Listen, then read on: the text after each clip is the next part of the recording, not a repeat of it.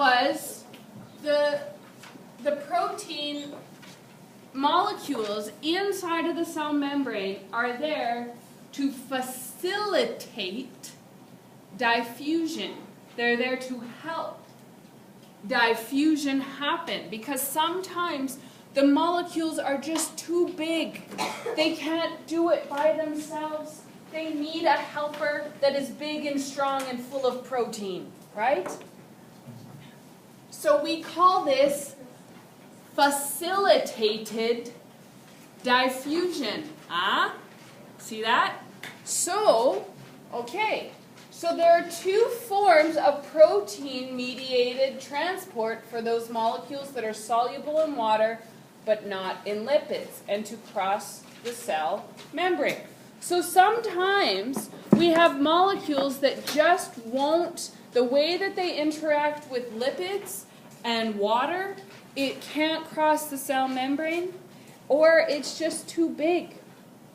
Okay? So these are actually more with water-soluble particles. So there are things called channel proteins.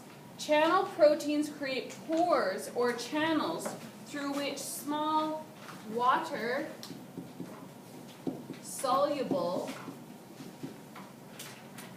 particles are able to move. So things that dissolve well in water wouldn't have been able to transport as well across the cell membrane. So these are there to help, to facilitate it. But these molecules move in response to the concentration gradient. Oops.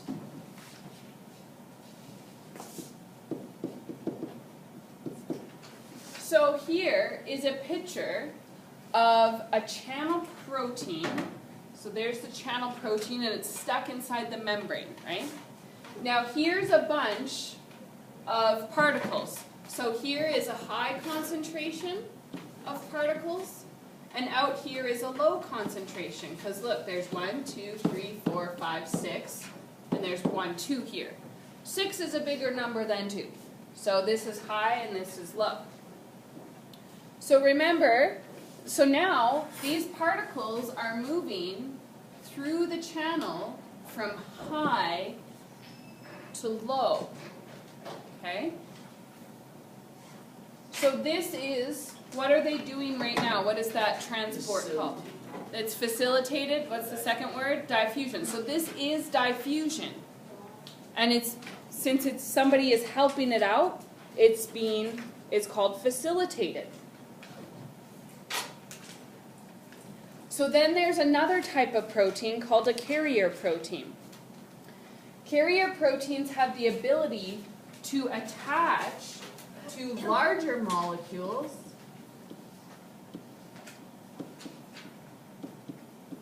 that are not able to diffuse.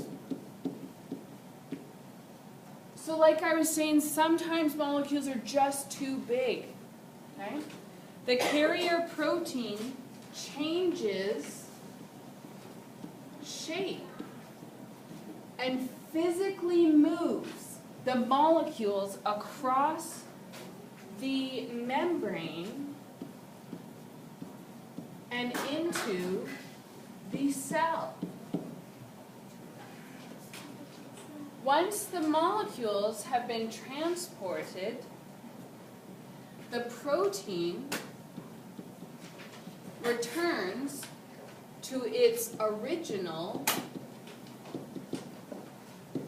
shape. This process is also called facilitated diffusion, which is the movement of substances in response to the concentration gradient, but it also requires the presence of a protein facilitator. So that's like your helper.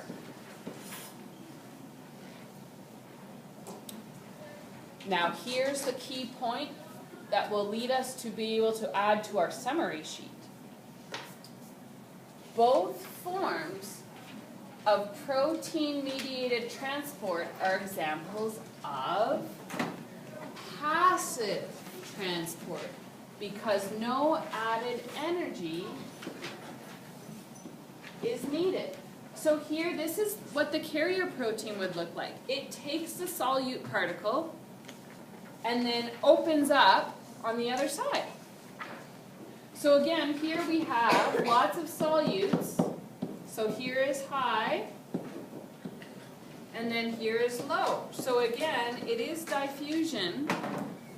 These proteins just open and close. They don't need any extra energy. So take out your summary sheet and we'll add this topic to our summary sheet.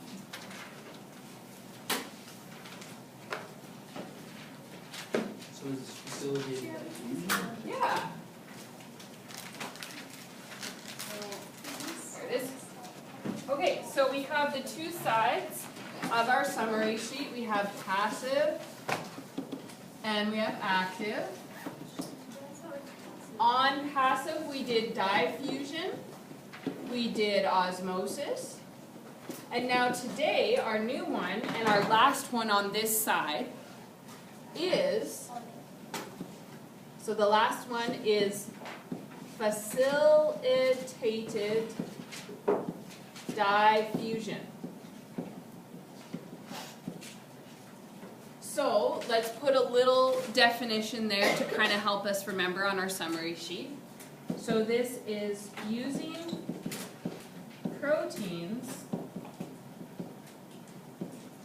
to transport particles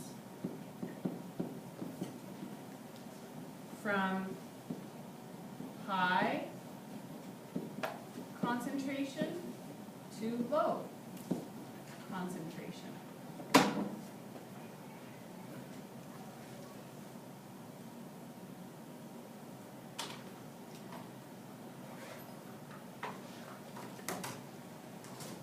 So then I would also like to add kind of another two branches from this because we had two different types. So we had the channel proteins and we had the carrier proteins.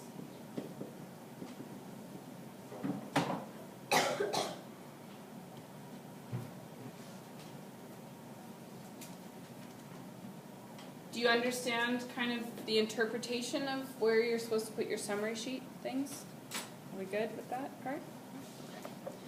So then I would like to just add a little note with our channel and our carrier proteins to say which things they actually dealt with.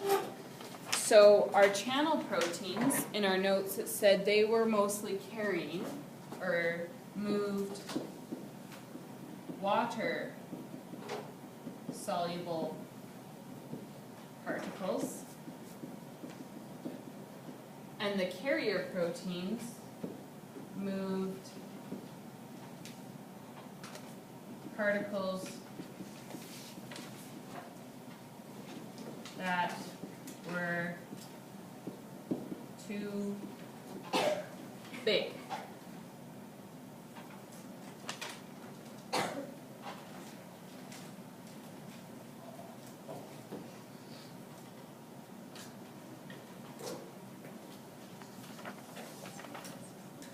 Okay, so that finishes the passive transport of our cell transport.